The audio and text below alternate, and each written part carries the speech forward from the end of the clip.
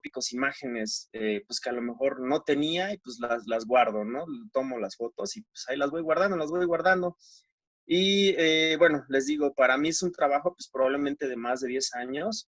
Cuando se aterrizó este proyecto, estoy hablando de hace aproximadamente como 4 años, que hablé yo con el doctor Mario y bueno, los autores que están ahí, pues también probablemente muchos de ustedes los ubican también.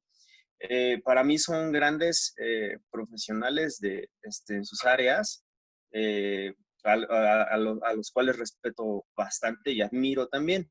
Entonces, es un compendio, como les decía, de imágenes en parasitología veterinaria y pues realmente es una herramienta que les va a ayudar, pues de algún modo a la práctica diaria, ¿no? De pronto, yo les puedo decir en mi área en específico, a mí me tocó redactar el artículo de reptiles y viene por capítulos, mamíferos, aves y reptiles. Entonces, a mí me tocó redactar la parte de reptiles, entonces viene ahí un escrito más o menos amplio. Yo considero que de buen contenido y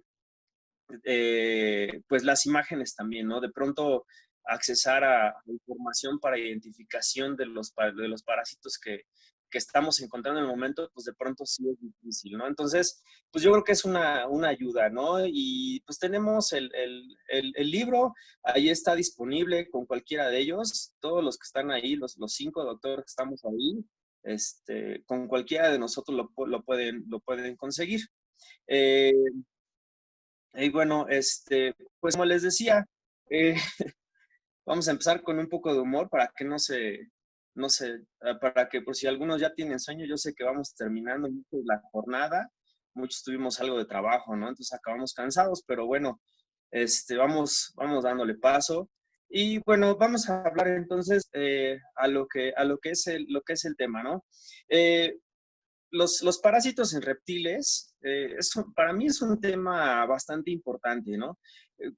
Causan y contribuyen al desarrollo de procesos infecciosos en reptiles, puede ser de forma primaria o secundaria. Representa un problema muy serio para la herpetocultura, hablando específicamente en reptiles en cautiverio, ya sea para pequeñas, medianas o grandes colecciones, ¿no? La verdad es que los parásitos juegan un papel muy importante.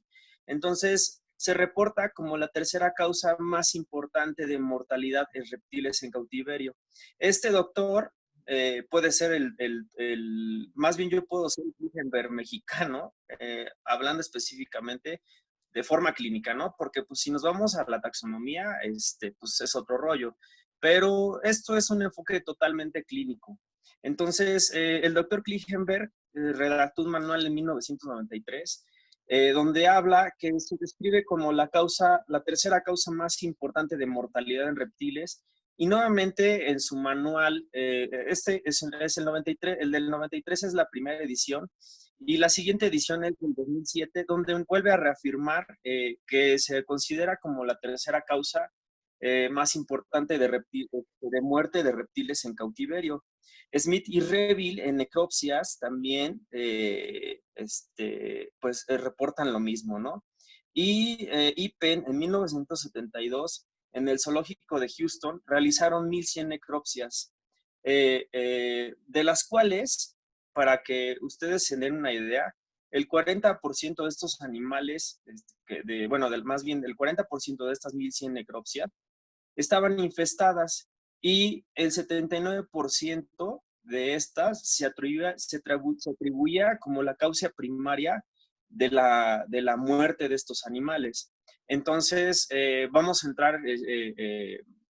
a seguir avanzando en el tema, pero lo que yo quiero darles a entender aquí o demostrarles o al menos transmitirles es que, bueno, definitivamente sí hay un impacto, ¿no? Hablando del cautiverio y toda mi experiencia se basa en cautiverio. Si a mí me preguntan sobre vida libre, la verdad es que pues mi experiencia es nula, pero cuando nosotros sacamos a un animal de su hábitat o incluso nace en cautiverio, todas las condiciones cambian. Entonces no podemos hablar que en vida libre, si no les pasa nada o qué sé yo, ¿no? Entonces, todo es muy diferente, todas las condiciones cambian en cautiverio, como muchos de ustedes lo saben. Entonces, volviendo o haciendo hincapié en esto, pues sí, sí está bastante demostrado de manera científica y con medicina basada en evidencia, que es lo que buscamos actualmente, medicina basada en evidencia, demostrar que, bueno, los parásitos a final de cuentas causan un impacto importante, ¿vale? Entonces, ¿por qué? Bueno, tenemos las dos vertientes, los animales de vida libre y los animales del cautiverio. En vida libre se dice que son capaces de regular su carga parasitaria. ¿Por qué? Bueno, porque llevan un estilo de vida, se dice, nómada. Eh, ¿Qué quiere decir esto? Bueno, que el animal no permanece en un mismo sitio, a diferencia de que en el cautiverio, bueno, tenemos no sé, por decir una boa y la tenemos en su terrario y permanece todo el tiempo en el mismo lugar. Entonces, estos animales se desplazan y bueno, al final de cuentas también los factores medioambientales distribuyen todos esos parásitos, ¿no? A lo mejor a otros hospedadores, pero esos animales no están sometidos también al mismo estrés que estaría sometido un ejemplar en cautiverio. Entonces, bueno, en el cautiverio lo vamos a confinar a un espacio pequeño, bueno, hablando de a cómo viviría en vida libre, va a estar en un lugar en el que va a estar ahí, va a estar ahí. Si nosotros de pronto no reproducimos, como saben, hay muchísimas especies de reptiles y pues todas tienen requerimientos totalmente distintos. Si nosotros de entrada no hacemos eso y no logramos que el animal se adapte, bueno, pues va a suceder un estrés, ¿no? Va a ocurrir un estrés para esos animales, su sistema inmune se va a deprimir y bueno, si las condiciones higiénicas no son las adecuadas, pues ese animal va a estar teniendo una carga tras otra de parásitos. Y créanme, y esto es real, he visto terrarios en colecciones con excretas y con mudas de semanas o meses. O sea, de verdad. Y eso, o sea, después el animal se muere y dicen, bueno, ¿por qué se murió? Bueno, o sea, si de entrada no tienes higiene, que es un factor también importante, son muchos los factores que debemos tomar en cuenta, pero si de entrada no tenemos tantita higiene y tenemos ahí las excretas les digo, de meses, ¿no? Porque a veces, o sea, una serpiente tarda, por ejemplo, por muy rápido que mude, quizás mes y medio o 2 meses, pero ya muy, muy seguido, mes y medio. A veces en el terrario tienes una serpiente y ves una, 2 o 3 mudas. Entonces, imagínense cuánto tiempo tiene que no se le hace limpieza a ese terrario. Entonces, pues todo esto es parte de, ¿no? La serpiente que ustedes ven aquí, la de la parte inferior derecha, es una que vamos a ver un poquito más adelante porque tuvimos un problema de parasitosis con ella bastante severo. Ella y sus hermanas eran esta es una tropoides Olmec. Ahorita vamos a ver más adelante, pero ella y sus hermanas tuvieron un problema bastante serio y bueno, se los voy a platicar un poquito más adelante, pero para que no la pierdan de vista. Entonces, volvemos a lo mismo, el estrés del cautiverio. Los agentes estresantes pueden ser los que se puedan imaginar. Yo puse algunos que son los más importantes, sobrepoblación o hacinamiento de los animales, los parámetros inapropiados, que pueden ser temperatura, humedad y ventilación principalmente, pero puede haber más, dieta también. Entonces, esto va a provocar una pérdida de homeostasis y una inmunosupresión del animal. Si nosotros logramos identificar todos los factores, hacemos un buen, no sé, bueno, más bien un buen historial del animal, eh, determinamos cuál es la causa. Si hay causas patológicas y las logramos determinar, bueno, instauramos un buen plan, un plan propedéutico adecuado.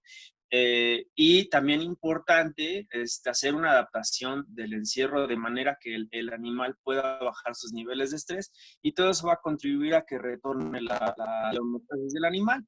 Y bueno, pues más adelante, a final de cuentas, el éxito de un cautiverio adecuado va a ser la reproducción, ¿no? Si el animal se está reproduciendo en cautiverio, quiere decir que tenemos éxito en el mantenimiento de estos animales. Y de lo contrario, si nosotros no logramos identificar las causas, bueno, pues el animal va a seguir con el sistema inmune bajo y va a haber una susceptibilidad del organismo a enfermedades y puede ir desde falla reproductiva. Hay animales que pueden estar aparentemente sanos, pero pues a veces copulan y pasan los años y pasan los años y pues simplemente no hay, ya sea, bueno, dependiendo si son ovíparos o vivíparos, pero pues no tenemos crías, ¿no? No hay éxito, no se logra concretar esa reproducción.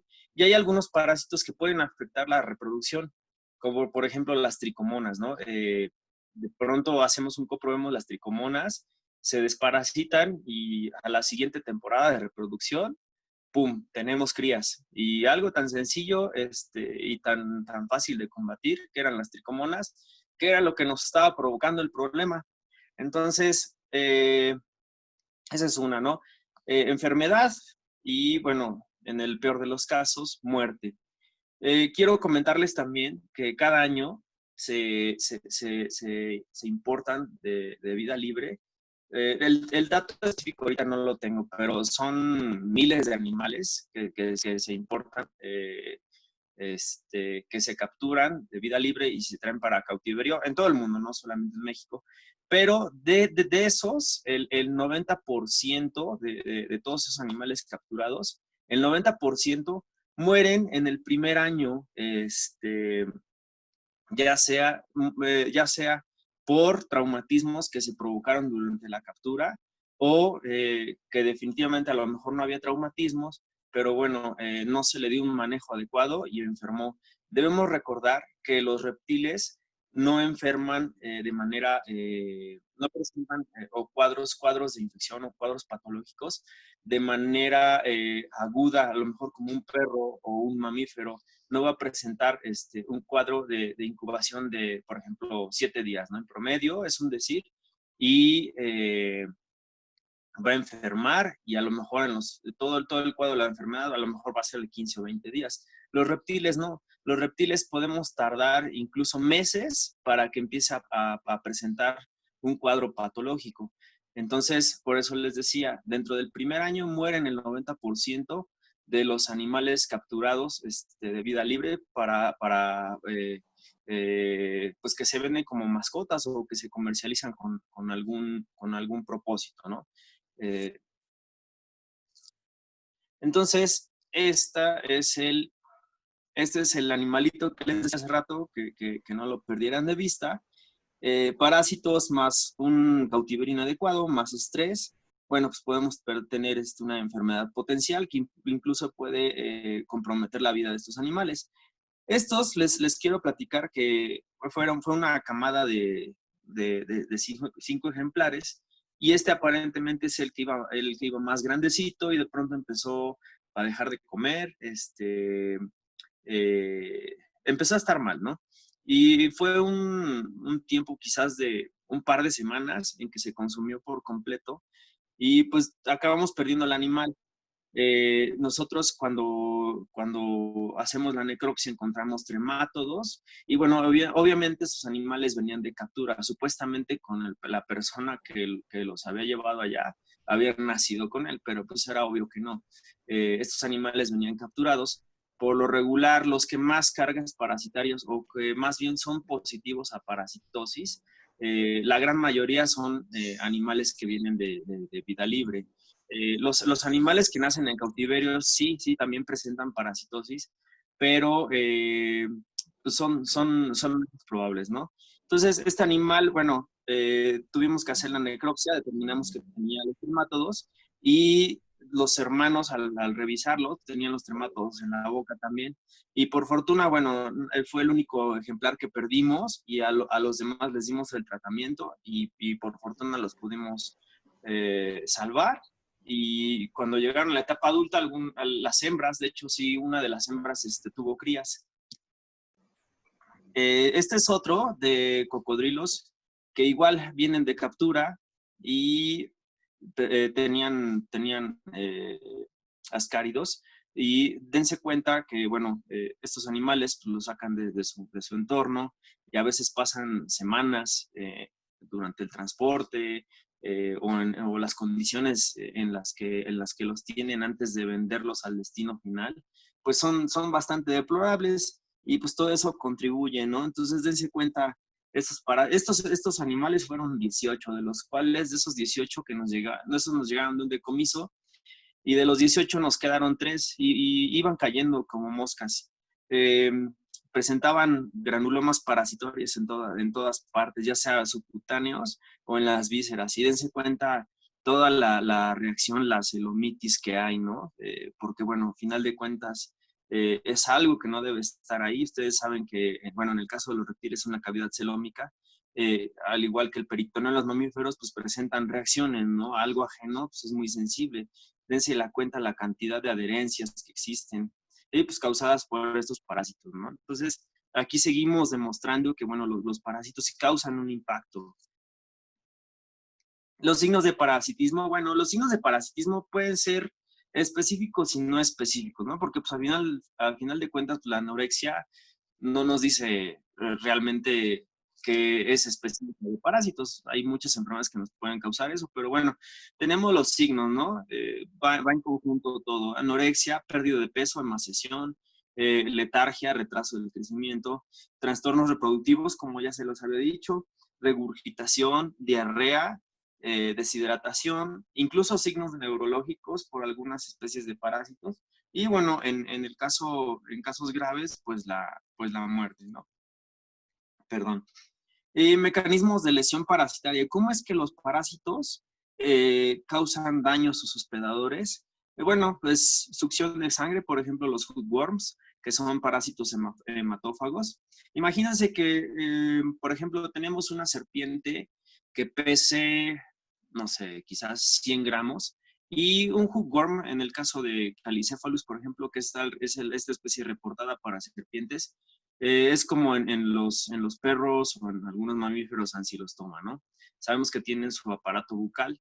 Entonces, bueno, el punto es que esos parásitos son hematófagos y al día un parásito adulto puede estar consumiendo 0.1 mililitros por parásito. Entonces, imagínense que esta serpiente pesa 100 gramos y tenga una carga parasitaria, no sé, de tan solo 10 parásitos adultos ahí, 10 calicéfalos adultos. Entonces, ¿cuánto está consumiendo? Estamos hablando que está consumiendo 1 mililitro diario de sangre. Si hablamos en proporción, pues es bastante, ¿no? Entonces, nuevamente hay un impacto. Alimentación de tejidos parenquimatosos, algunos trematodos hepáticos, competencia por los nutrientes, evidentemente todos, porque por eso se llaman parásitos. La destrucción celular de algunos protozoarios cuando tienen su ciclo enteroepitelial, no es enterohepático, es enteroepitelial. Obstrucción intestinal cuando tenemos grandes cargas de, por ejemplo, gusanos planos o redondos que llegan pues, ahí impactar, ¿no? Cuando son bastantes. Síndrome de la mala absorción intestinal, inmunosupresión, obviamente, y bueno, pues eso puede desencadenar infecciones secundarias. Esta es la imagen que están viendo ustedes aquí. Esta es una cascabel de Querétaro, es una cría de cascabel de Querétaro, y si ustedes ven al fondo de la boca tiene un tremátodo ahí. De la misma manera, la otra que les había comentado, la Tropoides ormec, tenía estos tremátodos igual. Y bueno, endoparásitos, hay muchísimos. Por ejemplo, nemátodos, se escriben 500 especies de nemátodos y la mayoría se alojan, bueno, en tracto digestivo, ya sea estómago, intestino delgado, intestino grueso, y en sus formas larvarias pueden migrar hacia otros órganos, como lo que pasó con el cocodrilo. Probablemente la situación de estrés tenían los parásitos en su etapa juvenil, y bueno, por ese estrés hubo migración hacia diferentes órganos, ¿no? Como les decía, pulmones, esófago, cavidad peritoneal, pero esos animales los tenían quistes de parásitos en hígado, en riñones, en todos lados. Ascáridos, bueno, esas son las especies de ascáridos reportados para saurios y serpientes. Tenemos las especies para tortugas y para cocodrilos y plafas infestantes L3. Se considera que los ascáridos son de ciclo indirecto en el caso de reptiles. Este es el que ven hasta abajo en la parte inferior derecha. Es un granuloma parasitario precisamente de uno de esos cocodrilos. Ustedes lo abrían y salía ahí el adulto, ¿no? Ya del ascárido. Hookworms, lo mismo, ¿no? Que les había dicho. Calicephalus es la especie reportada para serpientes y son bastante comunes. Oswaldo cruciaparasaurios, Camalones spinioides para tortugas durciaquícolas, y estos son de ciclo indirecto también. Son hematófagos, como ya se los había dicho, y bueno, aparte de producir una anemia por la cantidad que ya les había comentado de sangre que pueden llegar a consumir al día, pueden dejar úlceras hemorrágicas, inflamación de la mucosa intestinal, anemia por consecuencia de esa sangre de la que consumen de su hospedador. Y bueno, pues eso puede desencadenar peritonitis en el caso de que haya una perforación intestinal o una infección secundaria. Esta es una serpiente rey de California, es un caso particular, que son de esos casos que a lo mejor pues voy a recordar bastante, ¿no? Porque esa especie la habían visto otros colegas y presentaba ya regurgitación crónica de pues meses, por lo menos más de 6 meses. Y el animal comía un pinky de ratón y lo regurgitaba a los 2 días. Entonces, pues, supuestamente le habían hecho estudios y pues no, realmente no daban y supuestamente era por las costillas. Este animal pues, ya para la edad que tenía ya debía de tener una talla adulta y parecía una cría, ¿no? Por la misma situación, pues de que no, o sea, comía el ejemplar y a los 2 días regurgitaba un pinky recién nacido, o sea, ni siquiera la estábamos forzando como para que dijeras, bueno, a lo mejor le di demasiado grande, ¿no? Era un pinky y a los 2 días regurgitaba. Cuando nos la llevaron a consulta, dije, bueno, esta signología, así como me la están reportando, para mí, sinceramente, una fractura de costillas realmente es irrelevante, porque en la naturaleza, y sí, o también en cautiverio, se pueden fracturar costillas y no les pasa absolutamente nada. Bueno, a menos que se perfore, ¿no? La cavidad, pero si hay una fractura sin perforación, realmente es irrelevante. Pero dije, bueno, no sé, esta signología me sugiere probablemente Cryptosporidium, pero bueno, vamos a ver qué podemos hacer. Y en las fotos de la diapositiva anterior, realmente ni siquiera tuve que mostrar, cuando tomé la serpiente de Fecó, me permitió tomar la muestra, la vemos a microscopio, y pues ahí estaban los huevos del Calicephalus. Simple y sencillo, dimos el tratamiento, esperamos una semana más o menos, y pues a la siguiente semana ofrecimos de comer y el animal empezó ¿cómo se llama? A retener el alimento y empezó a ganar peso con el paso del tiempo. La imagen de la parte inferior izquierda no se ve bien clarito, pero eso fue como a los 2 días de haber desparasitado y pues arrojó los adultos de Calicephalus, eran unos gusanos diminutos. Y ya a partir de ahí dimos una redesparasitación a los 15 días y pues ya el animal hizo una vida completamente normal. De hecho, esta foto ya es como quizás un mes después de que ya empezaba a retener el alimento, ya tenía, de por sí siempre mostró buen apetito. Eh, ya estaba comiendo, si se dan cuenta, ya es una cría de ratón ya con pelo, ya está más grande, ¿no? Cuando pues no, ni siquiera podía retener un pinky de 1 gramo o 2 gramos que pesan al nacimiento. Oxiúridos, bueno, pues son muy comunes, es de lo que más probablemente podemos encontrar en todas las especies de reptiles. Son de un ciclo directo y son específicamente de tracto gastrointestinal y en grandes concentraciones en grandes cargas, perdón, pueden desencadenar obstrucción e impactaciones. Ojo con esto, porque bueno, hay unos que sí son oxiúridos que bueno, que sí pueden ser ¿cómo se llama?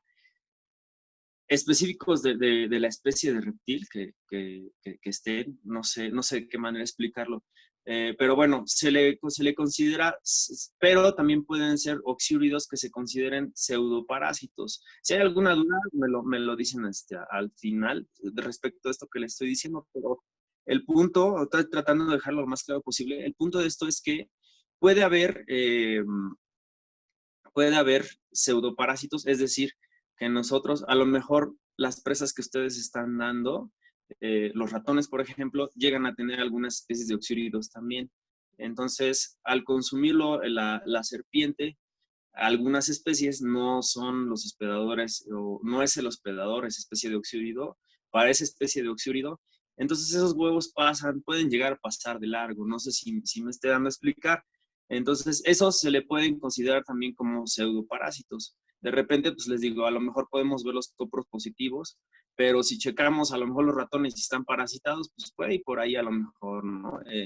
Que realmente esos huevos estén pasando de largo y no les afecten. Estróngilos pertenecen o se limitan al tracto digestivo, pero también al tracto respiratorio. Los del tracto digestivo, el género es Strongylos principalmente, y los del tracto respiratorio Rhabdias en serpientes y Entomelas en saurios. Los huevos los vamos a ver muy parecidos en el examen coproparasitoscópico, más sin embargo, la diferencia, bueno, a lo mejor cómo vamos a darnos cuenta que es uno y es otro, es simple. Probablemente las rabias van a llegar a su etapa adulta y se van a alojar en los pulmones y de ahí van a poner huevos. Inicialmente podemos incluso tener estadios larvarios, a lo mejor en pulmones, de estróngilos, pero los estróngilos van a ir al estómago a desarrollarse a su etapa adulta y empezar a poner huevos. Pero las rabias sí son específicas de tracto respiratorio. Son de ciclo directo también, son comunes en ranas, serpientes y camaleones, y estas pueden causar una neumonía parasitaria, una neumonía verminosa, se le llama. De repente tenemos casos de neumonías que no responden a los antibióticos, a los tratamientos. Entonces, como este caso de la boa que está aquí, y la de la parte inferior y izquierda, fue una necropsia de una boa precisamente que no respondía a antibióticos y no respondía. Eh, y cuando hacemos una impronta de todo ese exudado del pulmón y la vemos al microscopio, todos esos huevos estaban ahí, pues tenía rabias la boa y pues por eso no respondía. Eh, ya en necropsia se pueden ver los parásitos adultos, como lo están viendo en la parte de la derecha, que es el pulmón ya a la necropsia. Y bueno, pues ahí están los parásitos adultos, ¿no? Y pues ahí se la pasan chévere y pues poniendo huevos ahí. Pues, es obviamente las lesiones que causan ahí, pues hay infecciones bacterianas secundarias. Ahora, algo que quiero comentarles, que bueno, de repente si sospecharan o tienen un animal así que no responde a tratamientos, podemos hacer un lavado traqueal. Si gustan, ahorita no recuerdo la cantidad de mililitros por kilo que se hace de solución salina. Ahorita no la recuerdo, pero se puede hacer, eso es lo de menos, podemos checar el dato bien. Pero bueno, podemos hacer lavado traqueal, recuperamos, y de eso que llegamos a recuperar, podemos hacer tres cosas. Una, podemos mandar a hacer un cultivo bacteriológico, un aislamiento, perdón, bacteriológico. Lo mandamos, esa es una. La siguiente, ponemos una gota y la miramos directo al microscopio y vamos a poder ver algunos huevos de parásitos o incluso tricomonas que también pueden llegar a afectar el tracto respiratorio de los reptiles. Y la otra, bueno, pues una citología, ¿no? Y si son buenos para identificar células, la verdad es que yo ahí sí no, y yo sí recurro al audio de un patólogo. Pero bueno, pero esa es la tercera, de hacer un frotis y una patología. Podemos hacer tres cosas con un lavado traqueal. Estas tres cosas. Entonces, pues nos van a ayudar bastante, ¿no? Nos van a ayudar mucho a un mejor diagnóstico de estos animales. Gusanos hepáticos, la especie reportada es principalmente capilaria y lo vamos a identificar porque son huevos que son operculados en ambos polos. afectan a saurios y serpientes principalmente, son de ciclo indirecto. Y bueno, como ya les había dicho, pues como ellos se alimentan del parénquima hepático, pueden afectar esa función hepática a la larga. Protozoarios. Aquí esta es una parte que a mí, la verdad es, de pronto es un poquito polémica. Yo no pretendo imponer o decir que es ley lo que yo digo. Simplemente yo hablo de mi experiencia y yo comparto. Probablemente a lo mejor aquí digan muchos, pues no estar de acuerdo contigo en esta parte, ¿no? Simplemente yo voy a compartir mi opinión. Eh, los protozoarios para mí en las colecciones son de las especies de parásitos más latosas, más latosas. Son de un ciclo de vida directo y como les había dicho, ya puede haber mucha controversia porque muchos, a lo largo que yo he ido presentando pláticas y talleres o platicando con colegas o principalmente biólogos y algunos colegas, me dicen que muchos protozoarios son parte de la flora benéfica de estos animales. Bueno, yo respondo, ok, mira, si tú estás viendo a tu ejemplar con signología clínica de regurgitación y estás viendo mal, de forma general, mal al ejemplar y haces un copro o llegas a identificar por el método que sea el parásito, ¿cómo puedes decir que es microbiota benéfica para esos ejemplares? O sea, definitivamente no. Y hablando, como les decía yo, en cautiverio, no. Ahora, otra de las cosas, yo en lo personal, por ejemplo, a un par de amigos, llevo buena amistad con ellos, buena relación con ellos, pero me decían, no, pues es que los protozoarios que les ayudan a degradar, que no sé qué, que no sé cuánto. Probablemente sí, pero yo estoy hablando de las especies reportadas aquí que nos van a causar problemas. Pero bueno, yo les decía, bueno, ok, a ver, yo quiero que me muestres. Yo todo esto lo estoy dando en evidencia, ¿no? En casos que yo he visto. Ejemplares mal y que, bueno, detectas, diagnosticas, tratas y la gravedad hay una recuperación o no del ejemplar. Pero bueno, yo todo esto como les decía, es evidencia, ¿no? Entonces yo les decía, bueno, ok, no me cierro a lo que tú comentas, pero yo quiero ver o que me muestres el artículo donde tú estás afirmando eso. Y uno de ellos, pues es la fecha que sigo esperando los artículos, porque le decía, oye, pues mándamelos, ¿no? O sea, te doy mi correo, no te cuesta, ¿qué te quita? No te quita ni 5 minutos que me mandes los correos, los artículos que estás diciendo, ¿no? Digo, a final de cuentas es retroalimentación para mí. Bueno, a final de cuentas, yo sigo esperando dichos artículos y no he visto absolutamente nada, ¿no? Que pueda decir esto. Y para los protozoarios, pues requerimos medidas de higiene muy estrictas, porque muchos de los protozoarios incluso pueden estar ahí en los bebederos, ¿no? Entonces, a lo mejor desparasitamos y si no tenemos higiene, a lo mejor podemos tener higiene el resto del terrario, pero los bebederos pueden estar ahí perpetuando esas reinfestaciones. Amebiasis. Yo creo que las amebiasis son de los problemas parasitarios más comunes en el caso de reptiles. Y el agente o la especie reportada es Entamoeba invadens. Es extremadamente patógeno, muy patógeno. Y los quistes son la fase infectante. Los quistes lo vamos a identificar porque son quistes multinucleados, ¿sí? Pueden provocar una diarrea mucosanguinolenta, pérdida de peso, deshidratación y muerte. Altas cargas parasitarias incluso pueden atravesar la barrera hematoencefálica y causar una signología nerviosa. Este ejemplar que estamos viendo aquí de pitón bola, fueron 3. Llegaron 2 ya con signos neurológicos bastante marcados. Y si se pueden dar cuenta también, bueno, de hecho, cuando la volteábamos ni siquiera se recuperaba en una posición normal. Cuando sabemos que, bueno, una serpiente la ponemos en una posición anormal o la volteamos y de inmediato busca, ¿no? Reincorporarse. Eso puede ser como checar o revisar la propiocepción en ellas. Puede ser una manera como los perros que de pronto los ponemos en una posición normal los miembros y vemos qué tanta propiocepción existe en ellos. Bueno, esta es una forma probablemente, al ser tan limitados de repente algunos métodos de diagnóstico en ellos, pues es algo que nos podemos valer, ¿no? Entonces, pues la poníamos así y así permanecía. Y si se dan cuenta, el vientre está totalmente ictérico. Sinología neurológica e ictericia, bueno, sabemos que las amibas afectan en grandes cargas al hígado y al sistema nervioso. Resulta que, bueno, hacemos el examen coproparasitocópico de estos ejemplares y pues sí, efectivamente fue positivo a amibiasis y una carga bastante alta. Eh, ya desafortunadamente 2 de los ejemplares no los pudimos pues, rescatar, ya no pudimos hacer nada por ellos.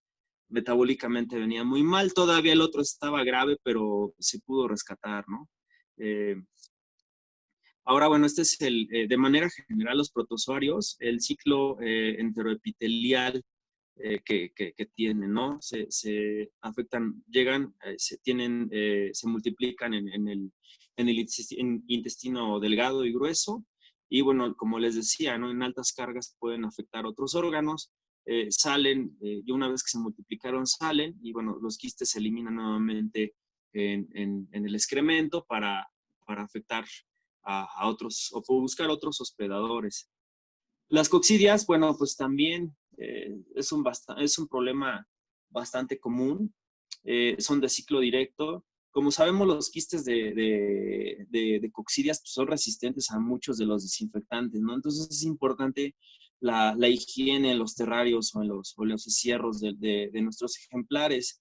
Las especies reportadas son Cariospora, que va a tener un esporocisto. Todos los quistes de coccidias tienen 8 esporozoitos, pero los esporocistos, que son los que van adentro, que están los quistecitos que están adentro, eh, por ejemplo, Cariospora tiene un esporocisto con 8 esporozoitos.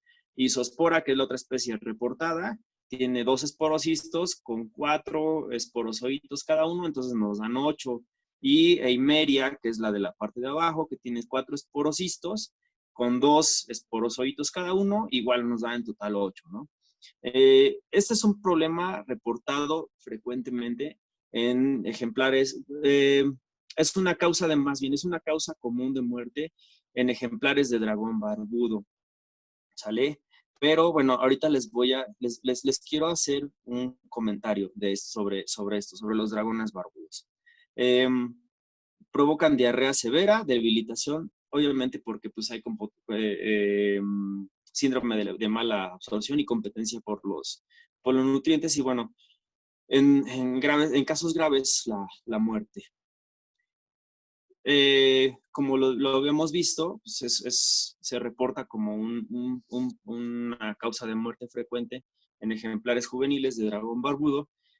Aquí pueden ver a la cría. Estamos hablando de un ejemplar que pesa alrededor de 6 gramos, a lo mucho, de 6 a 8 gramos, y pues presenta toda la signología, ¿no? De parasitosis, diarrea sanguinolenta, regurgitación, hay diarrea ahí, que es sanguinolenta y bastante grande, y del otro lado tiene que regurgitó unos tenebrios que pues, había comido ahí.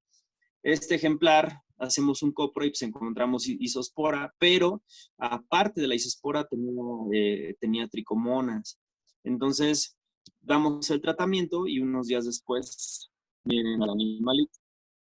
Obviamente con temperatura adecuada, etcétera, etcétera, ¿no?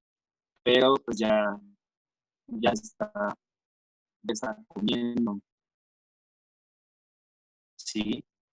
Entonces, ahora, ojo, el comentario que yo les quiero hacer es que no porque sea una de muerte común o que sea frecuente, únicamente van a padecer coccidias o tricomonas. Tenía otra colonia de ejemplares de dragón barbudo y algunos tenían mucho retraso en el crecimiento y pues comían bien y no presentaban otra cosa realmente.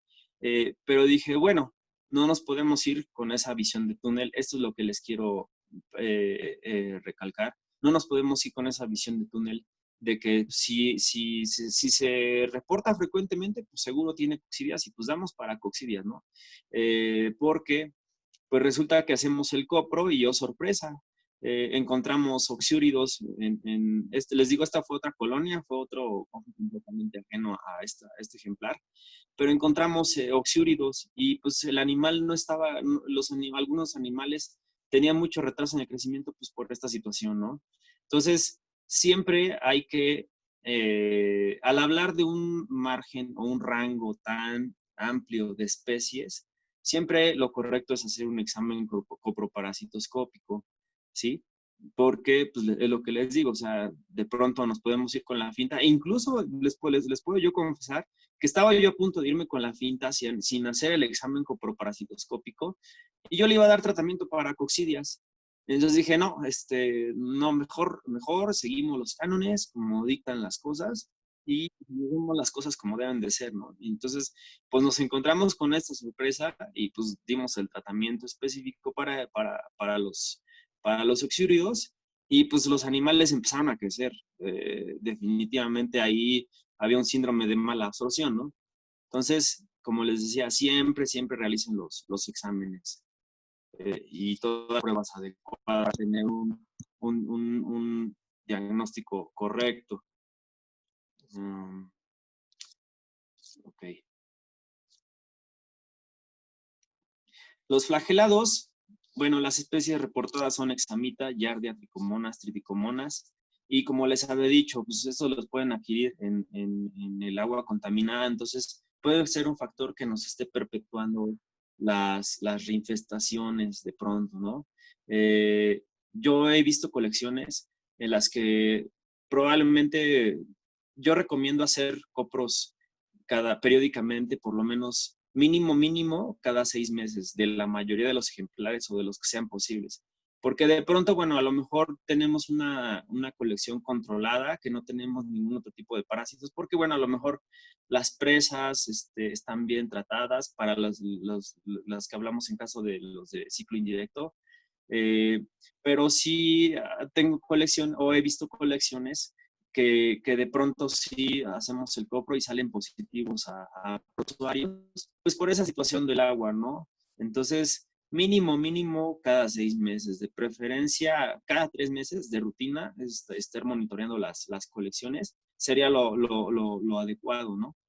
Y bueno, también más bien las tricomonas se pueden contagiar durante la cópula. Y eso es lo que les decía, de pronto pueden tener los animales que copulan y pues a la mera hora no hay crías y no hay crías. Bueno, ¿qué está pasando? Todos los parámetros están bien y pues resulta que, como les decía, pues tienen parásitos y por eso no tiene, ¿cómo se llama? Éxito en la reproducción. Ahora, aquí dice que en bajas concentraciones se considera como flora normal. Para mí, en absoluto, hablando del cautiverio, y como les decía, es mi opinión, tampoco pretendo imponer, pero para mí encontrar una es diagnóstico y para mí se tiene que tratar, ¿sale? Porque no sabemos aparte en qué momento puede haber una situación de inmunosupresión. A veces se va la luz y eso inmunosuprime a los animales y de verdad presentan muerte súbita. Y entonces si tratamos entre más reduzcamos todos los riesgos posibles, más no habiendo tantas cosas de medicina preventiva en estos animales, hay que tratar de reducir todos los riesgos, ¿sale? Pues sí, y se considera patógena a altas concentraciones, pero les digo, realmente no sabemos, una concentración baja en un momento de inmunosupresión del animal se puede volver una concentración alta. Entonces volvemos a lo mismo, desparasitar de forma preventiva también, siempre y cuando tenemos los resultados a la mano. Cryptosporidium pues es un problema bastante serio, pero de pronto por ejemplo, por ahí hay unos estudios en el zoológico de Baltimore, si no mal recuerdo, por ahí hay un artículo, en los que varios animales salieron positivos, pero sin embargo llevaban años con Cryptosporidium y no presentaban ninguna signología. Pero bueno, definitivamente cuando los animales empiezan a desarrollar signología causada por Cryptosporidium, la verdad es que pues sí es un problema bastante serio, ¿no? Porque, bueno, como les decía, puede haber aquí presencia o no de signos en base a este artículo que les comentaba. Y pues desafortunadamente no existe un tratamiento tan específico para Cryptosporidium. Existen algunos reportes que se han dado con calostro bovino, pero realmente necesitaría echarme otro clavado a ver qué tantas actualizaciones hay. Recientemente un amigo me dijo que tenía, no me acuerdo si un camaleón o una pogona, que tenía toda la signología, ¿no? Le digo, oye, pues entonces haz la tinción específica bueno, vamos, diagnostica en cripto. Resulta que hacen el diagnóstico y sale positivo. Y tiene poco, realmente no me he comunicado con él, pero le dije, bueno, ¿sabes qué? Pues prueba con el calostro bovino. No hay dosis, le dije, bueno, pues al tanteo dale, le dije, ¿sabes qué? Pues dale 0.5 mililitros, ¿no? Y pruébalo y ya, pues después me dices qué onda, ¿no? Y obviamente, pues hay que hacer unos copos de control y todo, pero pues es como que lo que se ha ido probando ahorita, el calostro bovino y lo que parece tener un poquito más de efectividad ante Cryptosporidium. Gusanos planos, cestodos, pueden ser, más bien son de ciclo indirecto también. Y las especies reportadas, Deutercia, Botridium, Botriocephalus, Siphocephalus, Spirometra, Eminolepis, son los que más se reportan, evidentemente hay más especies, ¿no? Y bueno, para los parásitos de ciclo indirecto, pues obviamente es muy necesaria la presencia de un hospedador intermediario.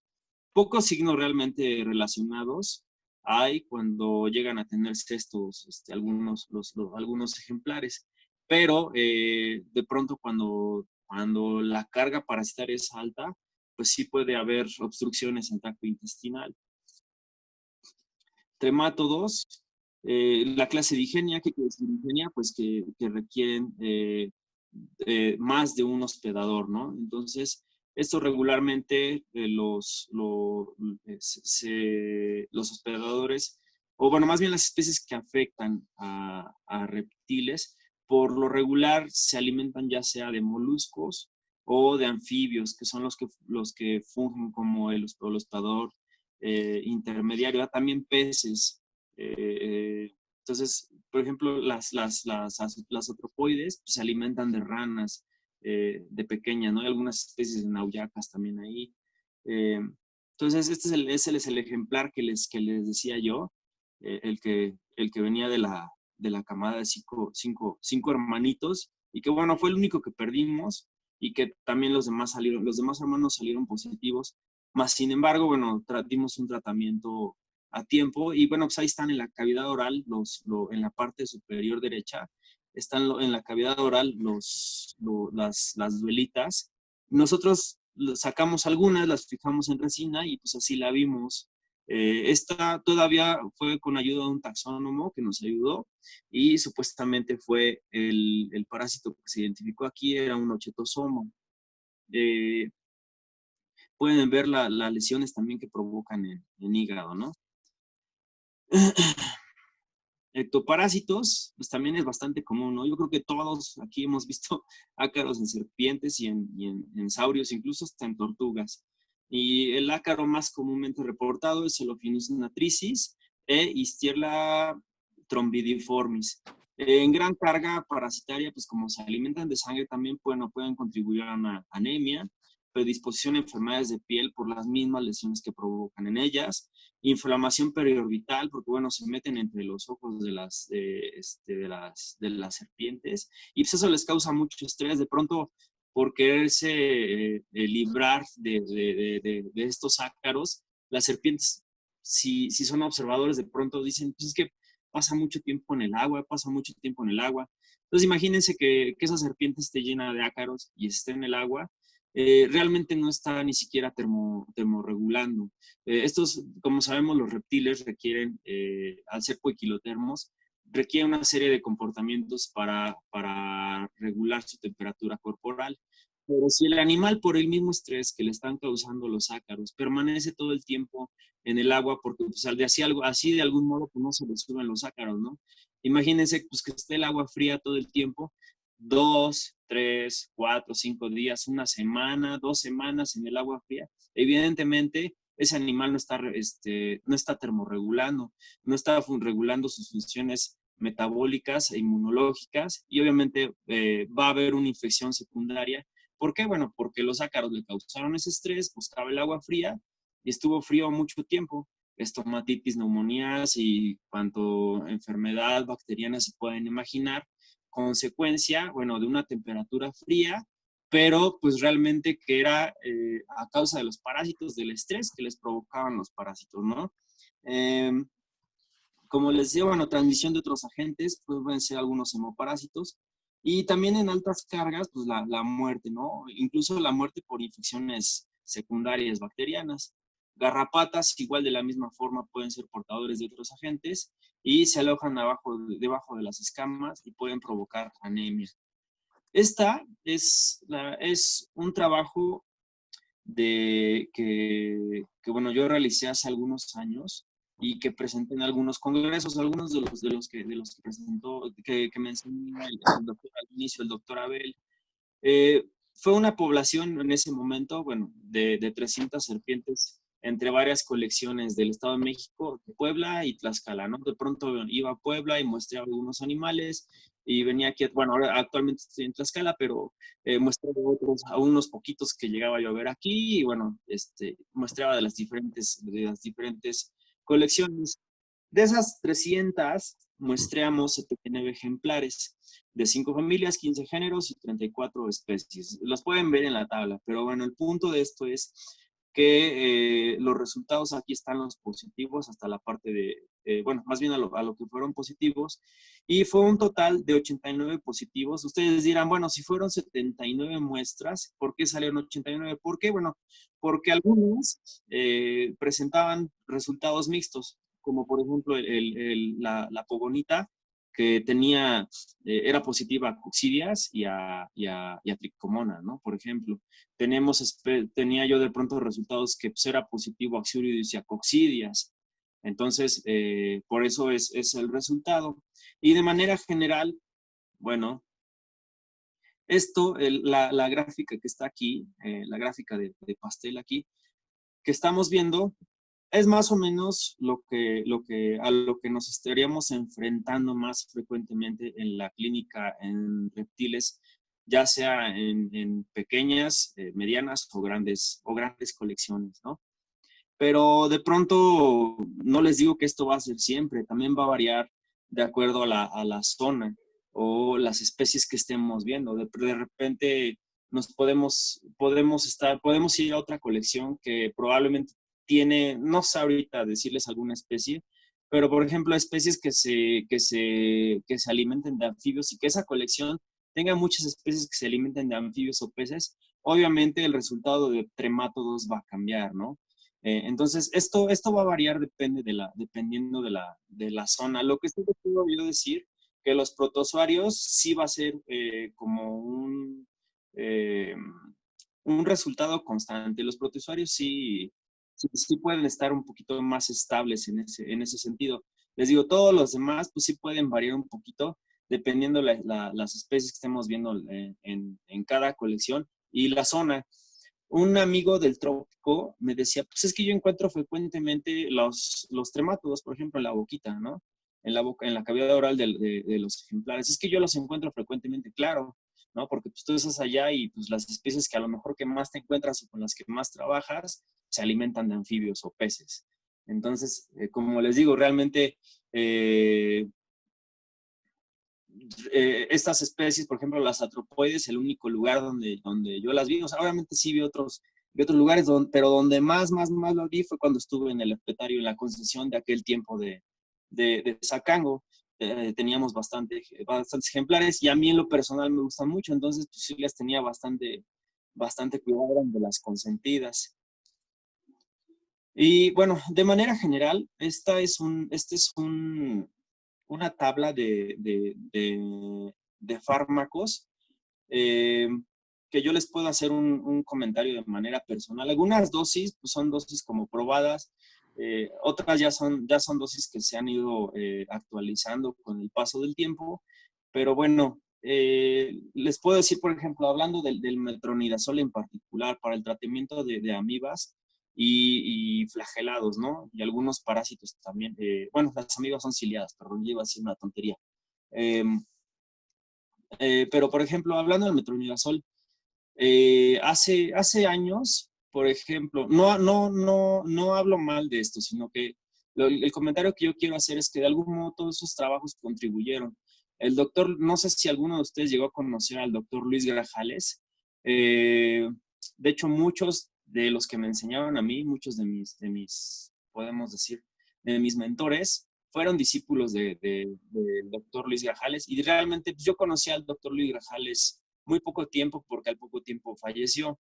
Pero el doctor Luis Grajales fue de los pioneros y entonces realmente en esos, yo les estoy hablando de más de 10 años, 15 años o más, que el doctor Luis Grajales empezó a trabajar en México con colecciones.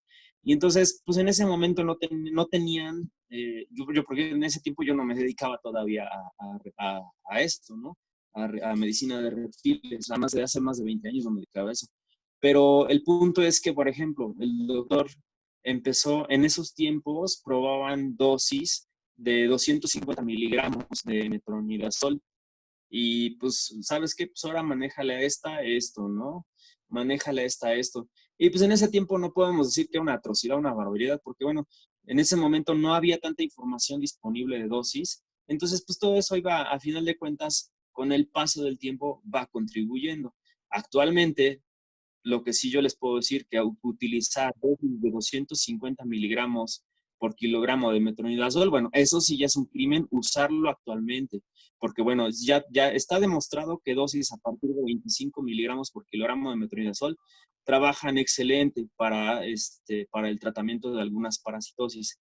Entonces, como les digo, todo eso pues contribuyó con el paso del tiempo e incluso había muchos libros que yo todavía me tocó ver algunos libros de antes en los que se encontraban dosis de 125 miligramos a 250 miligramos, por ejemplo, en boas, ¿no?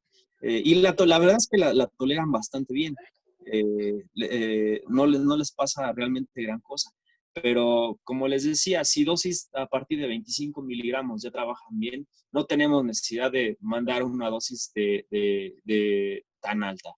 Entonces, bueno, las dosis reportadas para amibas y flagelados, tenemos dos dosis o dos protocolos. 50 miligramos por kilogramo semanal, 4 dosis. ¿Qué quiere decir? Por ejemplo, desparastamos el día de hoy a esa dosis y a la semana siguiente repetimos una dosis más, a la siguiente semana una más y a la semana siguiente una más. Sí, pero, y tenemos otro protocolo que es de 50 miligramos por kilogramo de 5 a 7 días. Pero esto va a depender también del criterio. Por ejemplo, yo como yo lo uso, por ejemplo, me llevo el primer protocolo en ejemplares que, por ejemplo, me están comiendo bien, se encuentran sanos, no tienen ninguna signología, pero que de pronto a lo mejor hago un examen coproparasitoscópico y los encuentro positivos. Hay 2, 3 protozoarios por ahí. Entonces manejo ese protocolo, el primero. Cuando ya de pronto vienen los animales con regurgitación, diarrea, situaciones así, bueno, pues aquí es más que nada también criterio, ¿no? Pero bueno, yo les comento cómo lo manejo yo y bajo esos casos, bajo esas situaciones, lo manejo igual a 50 miligramos por kilogramo, pero de 5 a 7 días. Y bueno, esto ya les digo, esto ya es en base a criterio de cada uno, ¿no? Hay que cuidar su uso en colúbridos porque una dosis arriba de 50 miligramos por kilogramo sí puede ser tóxica para ellos. Atraviesa la barrera hematoencefálica y pueden presentar signología neurológica, lo más común, parálisis del medio cuerpo hacia caudal. En colúbridos yo recomiendo con una dosis de 40 miligramos por kilogramo es suficiente. Para coccidias, Están las sulfas, pero la única sulfa efectiva para el tratamiento de coccidias en reptiles es la sulfadimetoxina. Actualmente ya tenemos más acceso a esta sustancia. Me acuerdo hace años no existía y existía el albón, y el albón lo teníamos que mandar a traer de Estados Unidos o mandar a traerlo de otro lado. Realmente no, y era un logro conseguir la sulfadimetoxina, ¿no? Ya actualmente, como les digo, ya hay muchos productos que la contienen y la podemos mandar sin ningún problema. 50 miligramos por kilogramo cada 24 horas por 3 días y posteriormente cada 48 horas. Esto hasta que se recomienda que hasta que los exámenes coproparasitoscópicos salgan negativos. Esto, bueno, con el uso de las sulfas, sí puede ser, hay que tener un poquito de cuidado por sabemos que, bueno, pueden ser nefrotóxicas, ¿no? Las sulfas. Entonces hay que irnos con reserva, con mucha reserva. Para mí lo que más funciona o más bien lo que mejor me ha funcionado es el toltrasuril. Yo les hablo de la sulfadimetoxina porque, bueno, antes de empezar a usar el toltrasuril, usábamos la sulfadimetoxina. Entonces, pues es lo que yo lo que les comparto a ustedes ahorita. El toltrasuril de 5 a 15 miligramos por 3, 5 a 15 miligramos por kilogramo por 3 días y hacemos una redesparasitación a la semana o a los 15 días, dependiendo de la carga parasitaria. ¿Sale? Como les decía, bueno, también con las sulfas hay que asegurar una buena hidratación de esos ejemplares.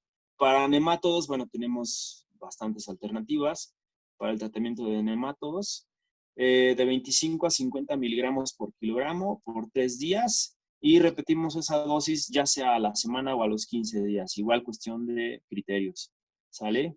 El fenbendazol igual de 25 a 40 miligramos por kilogramo por 3 días. Repetimos de la misma manera a los 15 días. Y pues tanto el albendazol como el fenbendazol nos ofrecen un margen de seguridad bastante amplio. Podemos incluso subir la dosis 10 veces, pero obviamente no lo vamos a hacer, ¿no? Y no les voy a decir háganlo, ¿no?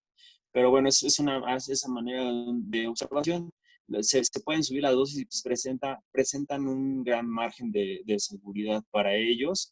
La ivermectina se utiliza a 2 microgramos o 0.2 miligramos por kilogramo quincenal y ojo, debemos de utilizar su uso en todas las tortugas, en absolutamente todas las tortugas, porque bueno, a esas sí las podemos intoxicar.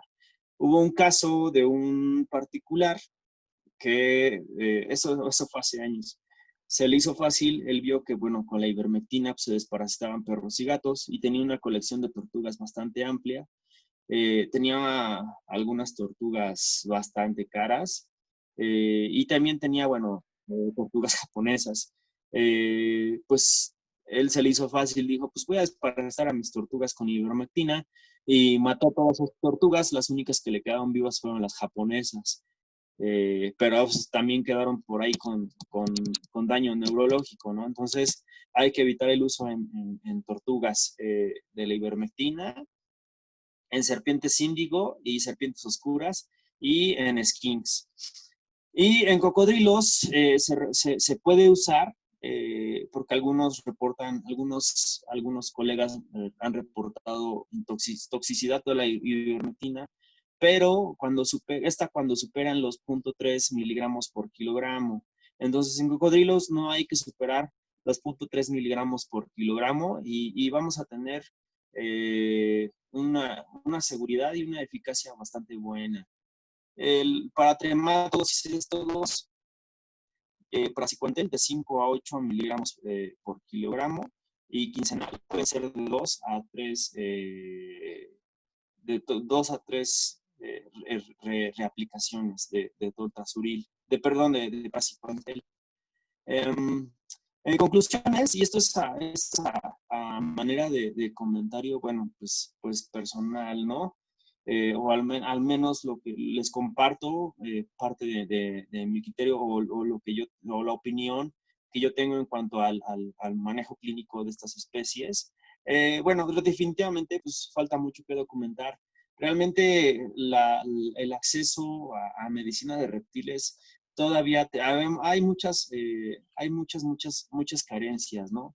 De pronto también los laboratorios que no nos trabajen tan fácil muestras para reptiles, de todo, ya sea de sangre, coprobacilloscópicos o incluso la ausencia de muchos valores de referencia, pues nos complica, ¿no?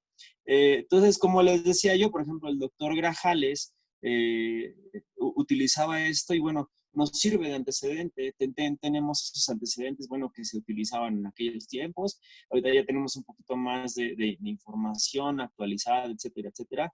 Entonces, bueno, todo esto genera que a lo mejor yo las dosis que yo estoy usando en unos años probablemente ni van a existir o van a existir otros medicamentos. Espero que todo sea por el bien, ¿no? De estos animales, de la conservación en general. Pero bueno, falta definitivamente muchas cosas que documentar. Como les había comentado, eliminar todo parásito encontrado en las colecciones, porque bueno, como les decía, de pronto un comentario que se me estaba pasando a hacerles, he visto infinidad de ejemplares en las colecciones que, bueno, pues tú lo ves aparentemente sano, van comiendo bien, están comiendo bien, incluso los tienes ahí meses, o sea, y dices, pues estás súper sano el animal, no presenta nada, y de pronto me ha tocado ver, se los juro que me ha tocado ver ejemplares que les ofreces un día de comer y al siguiente día amanecen muertos. Eh, Voy a recordar bien esa porque, bueno, la verdad es que casi me acribillan ahí, mi superior de aquel tiempo, porque, bueno, ¿cómo iba yo a sospechar, no? Entonces le ofrezco de comer y precisamente a una tropoides ya una hembra bastante bonita que íbamos a meter a reproducción. Le doy de comer y come perfectamente. La dejo normalmente los animales, cuando das de comer a las serpientes, lo ideal es que al siguiente día llegues a revisar si alguna no regurgitó, alguna situación, ¿no? Que pueda pasar, o porque luego regurgitan, o definitivamente no se la comieron y pues, se empieza a descomponer la rata y pues genera otros problemas. Entonces ese animal amaneció muerto. Y digo, bueno, pues ¿qué diablos pasó? Hacemos la necropsia y pues encontramos amibas y el hígado estaba, se los juro, estaba deshecho el hígado. Le podían pasar el dedo y como si fuera paté. Entonces, es lo que les digo, o sea, yo prefiero no esperarme a que suceda una situación de estas en la que ya no podemos hacer nada. Las medidas de cuarentena definitivamente deben ser muy estrictas, hablando de reptiles, muy estrictas, porque bueno, pueden pasar meses para que ellos empiecen a presentar una signología clínica. Entonces, si no hacemos nosotros una cuarentena adecuada, la pasamos, no sé, al mes, le damos su cuarentena y al mes ya lo pasamos a la colección ya establecida. Y pues resulta que al siguiente mes desarrolló algún cuadro patológico del que sea, del que se quieran imaginar. Y pues ahí ya afectamos al resto de la colección, ¿no?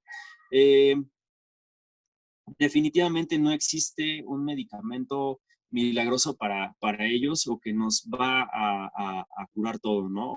Bueno, a tratar todas las especies de parásitos.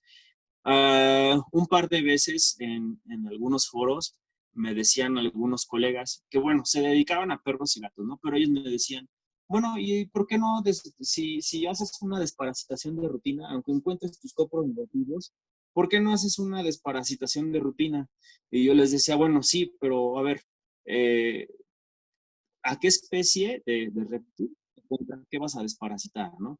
Porque pues, definitivamente en perros y gatos, entre comillas, ¿no? Podemos hacer desparasitaciones de rutina, pero sabemos que la verdad es que lo correcto siempre es hacer un coproparasitoscópico, porque pues, a veces algunos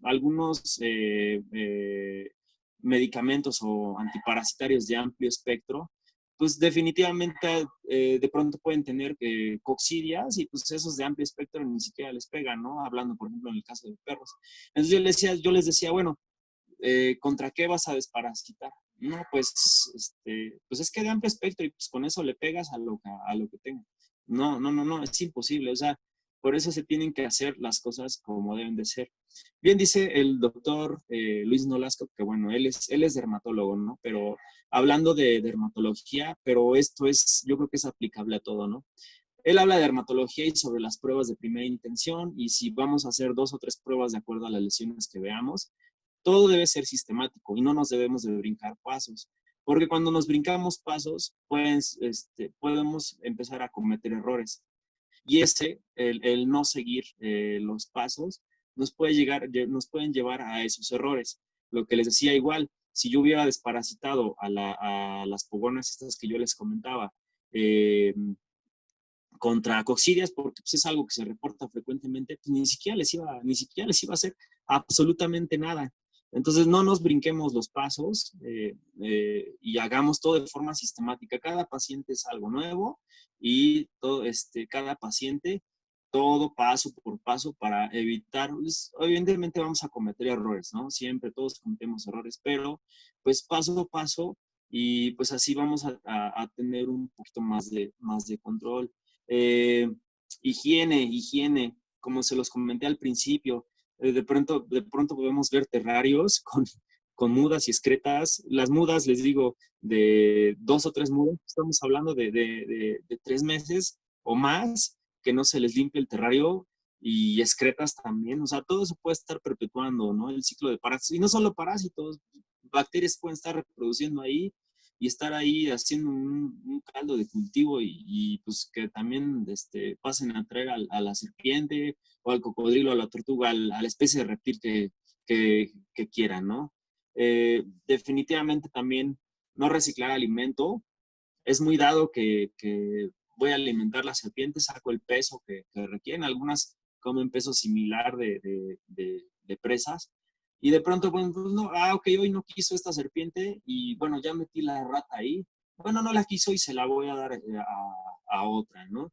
Y entonces, al estar reciclando alimento, podemos estar también, probablemente a la siguiente que se la damos, la rata por estar reciclando, no estaba libre de parásitos y la anterior sí tenía parásitos. Y bueno, pues ahí estamos, ¿no? Nosotros repartiendo los parásitos para toda la colección. Y como les había dicho, el monitoreo periódico de las colecciones es algo que se debería implementar.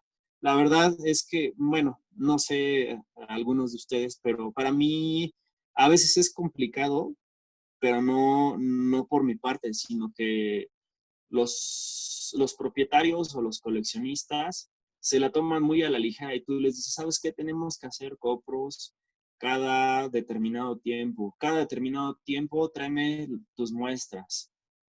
Sí, sí, sí, se la toman a la ligera. Y la verdad es que, bueno, tampoco podemos estarlos correteando, ¿no? Pero sí, es una lata porque lo toman muy a la ligera y acaban por no hacerlo.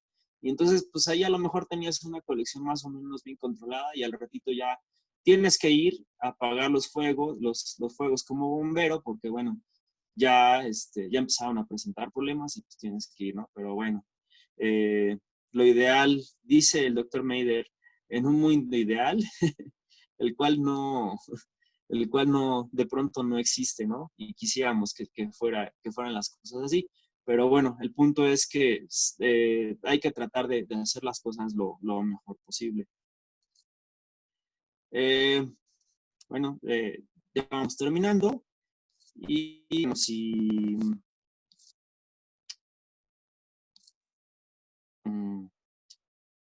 saben cómo se crea un herpetólogo, bueno, pues de esta manera, ¿no? Y bueno, eso es todo y les agradezco el espacio, al doctor Abel la invitación y pues a todos ustedes por entrar a la sesión. Les agradezco bastante y bueno, si tienen alguna pregunta y si está en mi posibilidad, pues con muchísimo gusto. Okay. Mil gracias, doctor. Excelente ponencia y agradecemos al contrario tu tiempo y tu disposición para trabajar con nosotros. Y pues vamos a abrir entonces la sesión de preguntas. Si alguien quiere abrir su micrófono o hacerlo por vía chat, por favor, estamos doctor, buenas noches. Buenas noches. Hola. ¿Sí me escuchan? Claro. Buenas noches. Primeramente, muchas gracias por la exposición, de verdad. Muy interesante. A mí en lo personal me gustan mucho los animales exóticos y estuvo muy entretenida toda la plática. Estuve bien atento. Muchísimas gracias. Mi No, duda es, gracias. casi no lo escucho, como que se está cortando un poquito.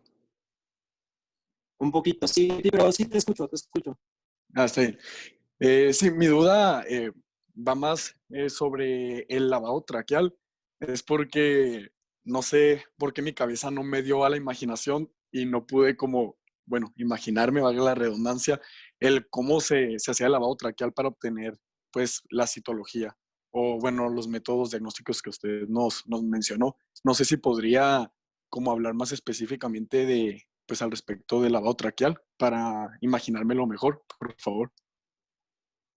Mira, el lavado traqueal es por sí un método diagnóstico que se realiza incluso pues, también en mamíferos, ¿no? El lavado traqueal se hace con cloruro de sodio. ¿Qué hacemos? Tenemos que separar a los animales.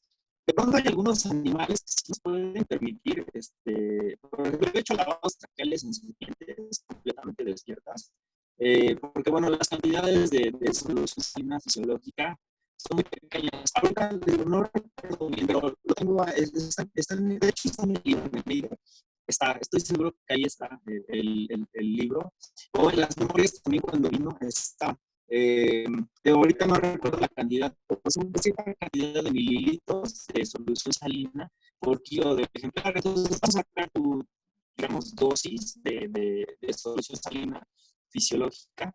Entonces vas a sacar la práctica con mucho cuidado también, porque, bueno, como sabemos, los pulmones de estos ejemplares pues son más bien como sacos aéreos. Entonces, entrar más o menos, estar bien familiarizados con la anatomía de ellos y vamos a aplicar lentamente esa solución salina. Y también les decía, bueno, los sacudimos, ¿no? Los sacudimos como para que se haga una mezcla de cloruro de sodio con todo lo que se encuentra en el pulmón y jalamos, aspiramos nuevamente. No vas a recuperar el 100% de esa solución salina, pero que recuperes, bueno, una solución salina con lo que tienes ahí adentro, ¿no? Dependiendo si tienes un absceso, bueno, bacterias o situaciones así o parásitos. Entonces, lo que llegues a recuperar es suficiente. Entonces, la solución salina realmente es una cantidad la cual no va a impedir o va a causar una obstrucción de los pulmones o del sistema respiratorio ejemplar. Y al ser solución salina, bueno, pues lo van a absorber, ¿no? Lo único que pues, hay que tener cuidado no lastimar con la sonda, que nosotros hagamos una iatrogenia y perforemos el pulmón, desde luego. Pero lo que aspiremos de vuelta es lo que vamos a recuperar en la jeringa. Te digo, no recuperas el 100%, pero lo que recuperes en esa jeringa, te digo, lo puedes poner, pues, ya te digo, como ya les había dicho, lo mandas a un cultivo, cultivo bacteriológico, aislamiento bacteriológico. El otro, te digo, puede ser una histología, como si haces una histología normal, que haces tu frotis, lo deslizas con las laminillas y lo tiñes. Y bueno, como les decía, pues, con la ayuda de un patólogo se te ayuda a leer las laminillas, ¿no? De lo que tienes ahí, ¿no? Y como les decía, y la otra, la gotita directa con un portaobjetos, y pues, si hay parásitos, pues lo vas a ver ahí en los cilios o los ovarios, ¿no? Sí, realmente se hace una solución salina y en cantidades las cuales no van a provocar una broncoaspiración y vas a matar al ejemplar. Son cantidades muy pequeñas. Les digo que ahorita traté de buscarlo, pero ya con las prisas, la verdad es que, bueno, pues estos días son un poquito saturado de trabajo y pues ya quería checar otros datos que me andaban fallando por ahí y ya no me fue posible, pero sí, con mucho gusto. Si quieres, me agregan en el Facebook y ya lo checas que, oye, doctor, chécame, ¿no? La cantidad. Pero les digo que estoy seguro, porque eso está en las memorias de cuando vino el doctor Meider y está en su libro también. Entonces, nada más es cosa de rectificar la cantidad de solución salina. Pero realmente es muy poquita lo que se ocupa. Ok, doctor. Sí, como que se está cortando un poquito el audio. Igual si alcancé a entender lo más importante. Y si era al respecto de eso mi duda, como de yo pensaba en si se broncoaspiran o que, cómo sucede. Había escuchado mencionar al respecto de los lavados traqueales, pero pues sinceramente no he presenciado uno, entonces no me lo imaginaba muy bien, pero Ajá. ya entendí que se tiene que manejar una cierta cantidad en específico. Igual, Sí, sí, sí, sí, y eso es sale fisiológica, entonces no te digo que no, realmente lo que se llega a quedar ahí, pues lo absorbe su mismo pulmón, sin problema. ok, ok. Bueno, Ujú. muchas gracias, doctor. No, al contrario, gracias a ti. Ok. Gracias, Doc. Perdón. Nos comentan que sí se está cortando un poquito. Sí fue un poco entendible, sin embargo, un poco entrecortado.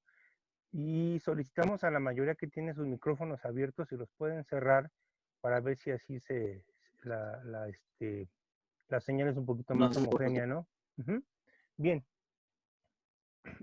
Voy a leer otra pregunta, Doc, que viene en el chat. La doctora Daphne Escobedo nos dice, hola doctor, buenas noches. Una vez me comentaron que la ivermectina aplicado en la cola puede ser contraproducente debido al sistema Porta. ¿Esto es cierto? Y de ser así, ¿en dónde se recomienda la aplicación de esta? hola, hola, Dafne. Sí, ya acabo de ver aquí la pregunta. Sí, mira, te explico. Eh, Definitivamente sí, el sistema portarrenal es una adaptación fisiológica de estos animales destinada a que si hay algún momento en el que el ejemplar pueda cursar por alguna hipovolemia, ya sea alguna hemorragia o qué sé yo, ¿no? Eh, eh, el sistema portarrenal es una adaptación fisiológica la cual está destinada a perfundir de manera efectiva precisamente a los órganos más importantes que son el riñón y el hígado, ¿sale? Entonces, pero mira, nos quitamos de broncas y es algo que, bueno, todavía de pronto en algunos foros yo sigo viendo y que te dicen todos los medicamentos en reptiles deben de ser aplicados de craneal, más bien de la mitad del cuerpo hacia craneal. Eh, el doctor Meider, eso fue una sorpresa porque todos nos quedamos, wow. No sé si aquí está alguno de mis amigos, porque sí, algunos me dijeron que iban a entrar, pero la verdad es que sí veo bastantes, lo cual también agradezco bastante. Pero algunos que fuimos al curso del doctor Meider, nos quedamos de a 6, ¿no? Nos quedamos bastante sorprendidos porque él nos comentó sí, está el sistema portarrenal, hay que tomar en cuenta el sistema portarrenal, pero ojo, los medicamentos que se excreten por vía glomerular no tienen problema, solamente los que se excreten por vía tubular son los que tienen problema, entonces esos sí los aplicarían de craneal, de la mitad del cuerpo hacia craneal.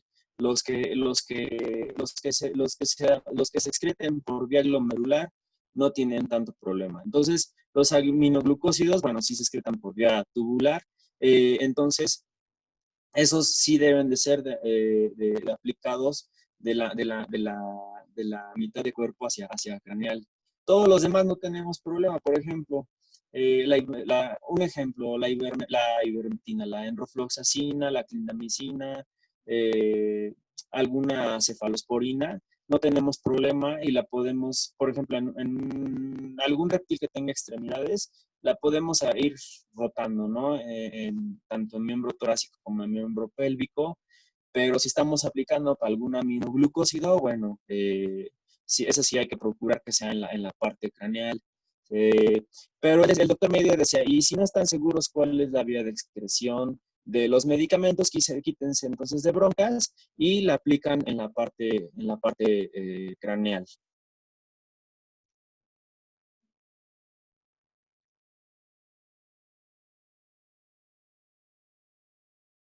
Vale. Muchas gracias, Doc. Te mandan saludos. Bueno, no sé si quedó resuelta Perdón. la duda. No sé si quedó. Buenas noches, doctor. Sí, muchísimas gracias. Ah, perfecto. Qué bueno. Gracias. Ok, perdón, Doc, me intrometí. Te mandan saludos desde Aguascalientes, MBZ Roberto Alemán. Witsi Barrera, creo que puede ser, bueno, desea un comentario sobre el micrófono. ¿Cómo te buscan en Facebook, Doc? Te preguntan para... Es MBZ Toño Martínez. De hecho, es que ya quité la presentación, pero es MBZ Toño Martínez. Sí, es Witsi, pues precisamente Witsi, estábamos en el Congreso aquella vez, y ¿cómo se llama? Y él también fue de los que, con los que estábamos, nos quedamos bastante sorprendidos. Saludos, Witsi. Perfecto. Y él hace un mismo comentario hacia los aminoglucósidos, no sé, aseverando o... Sí, era el comentario que yo estaba haciendo de Ajá. que los aminoglucósidos se eliminan por regular. Entonces, con eso sí tenemos que tener cuidado por el sistema portarrenal, ¿no? Entonces, eso se aplican de la mitad del cuerpo hacia craneal. Entonces, en serpientes, bueno, no tienen extremidades, pero pues una serpiente pues, realmente es fácil, toma la antecuerpo hacia craneal, y en la parte superior pues, tienen algo de músculo ahí, no tenemos tanto problema, los inyectamos en esa parte. Sí. Ok, excelente, Doc. Bien, Miroslava, ¿querías hacer alguna pregunta? Hay una doctora que levantó la mano, no sé si quiera usarle el micrófono o el chat, por favor.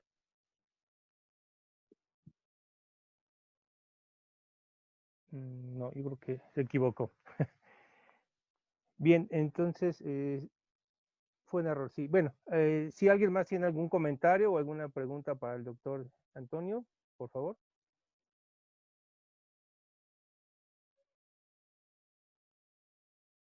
Pues parece que no, Doc, de momento, sino que Susana, saludos desde Ecuador, cómo iniciar un bioterio y cómo conseguimos el libro, y muchas gracias. Ya. Híjole, pues para el bioterio, no, para el manejo de un bioterio específico, ahí sí te falla un poquito con la información. A lo mejor tendrías que recurrir a alguien que se dedique, no sé, a investigación o que tenga un laboratorio que tenga animales en investigación. Y pues los protocolos más o menos pueden ser lo mismo. Lo que sí te puedo recomendar es que, bueno, es importante tener también la higiene de esas presas, porque, bueno, a final de cuentas, es lo que van a comer nuestros ejemplares. Entonces es importante también que en ellos haya una buena alimentación. Es común que algunas ratas se alimenten con croqueta para perro, tiene gran cantidad de grasa y eso puede desencadenar a un problema de hígado graso ¿cómo se llama? En serpientes, ¿no? En los animales que salen de estos ejemplares. Entonces es un todo.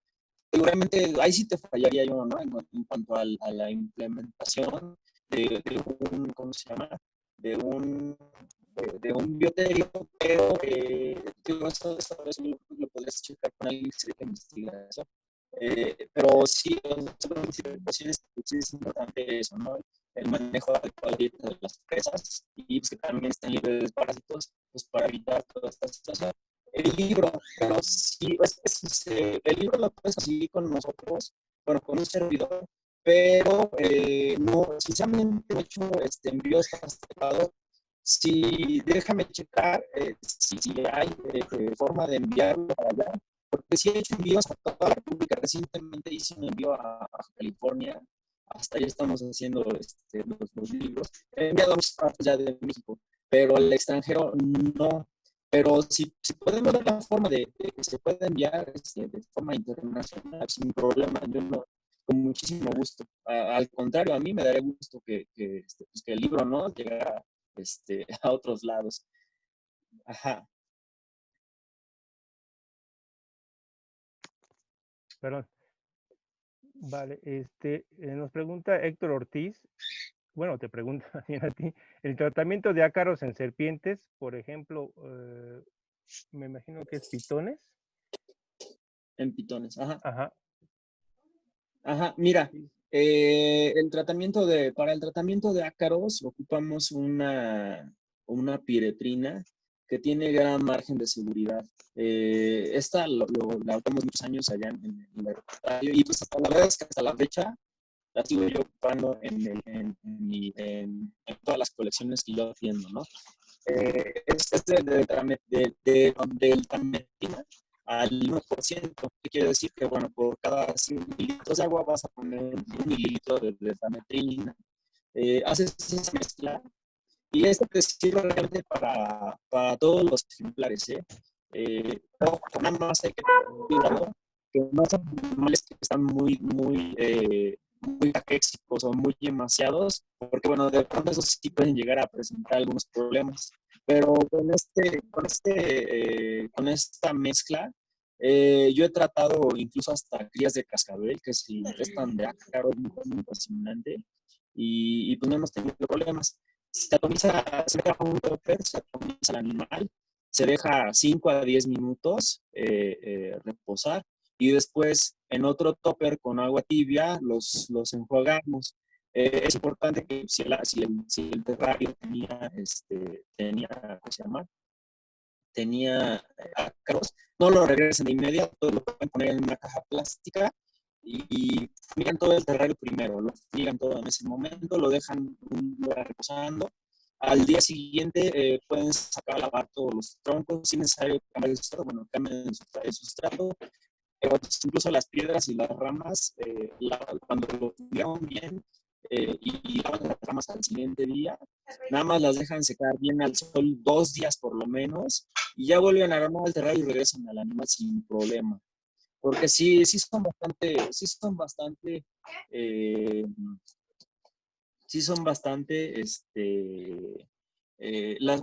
las infestaciones por ácaros, si llega un animal y es una colección grande, se puede seguir toda la colección. Pero regularmente con esto no he tenido yo mayores problemas, los hemos controlado bastante bien. Gracias, doctor. Witsi Barrera, hola doc, muy buena la plática. ¿Qué técnicas de Hola, Wilson. parasitoscópicos te funcionan mejor para reptiles? Hola hermano, ¿cómo estás? Qué gusto saludarte nuevamente. Oye, bueno, pues mira, yo lo que hago es una técnica de directo en fresco. Bueno, dependiendo de cuál sea el método de la toma de muestra, ¿no? Pero bueno, hago un directo en fresco, o sea, con un hisopo, pongo en el portaobjetos una muestra de excremento, una gotita de solución salina fisiológica, y con esa podemos llegar a ver algunos quistes de coccidia o de giardia, pero en específico con eso lo que yo busco es ver los tropozoitos, ya sea de amibas o de tricomonas o de giardia. Con eso, bueno, para ver los tropozoitos. De pronto, pues si hay grandes cargas, puedes incluso pues, encontrar los huevecillos, ¿no? Como sabemos. Pero utilizo ahorita se me fue el nombre de la tinga. Si no mal recuerdo es Faust. Ocupo sulfato de zinc yo hago un directo en fresco y una flotación con sulfato de zinc. Con el fecalizer, lo que podemos hacer de manera rápida en la clínica diaria y pues de manera pues práctica, ¿no? Sin necesidad de mandar al laboratorio y que nos tengan los resultados hasta que pues, se desocupen los patólogos y todo eso.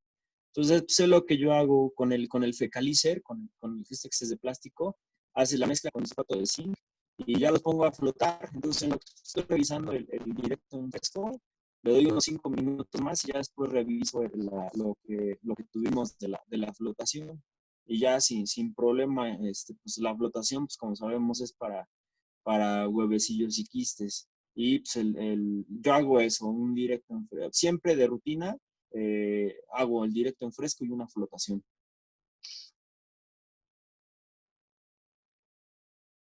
Muy bien, doc, muchísimas gracias. Bueno, si hay algún comentario sobre el audio, pero bueno, desafortunadamente la tecnología pues nos acerca, pero también en estos momentos puede complicarnos, ¿no?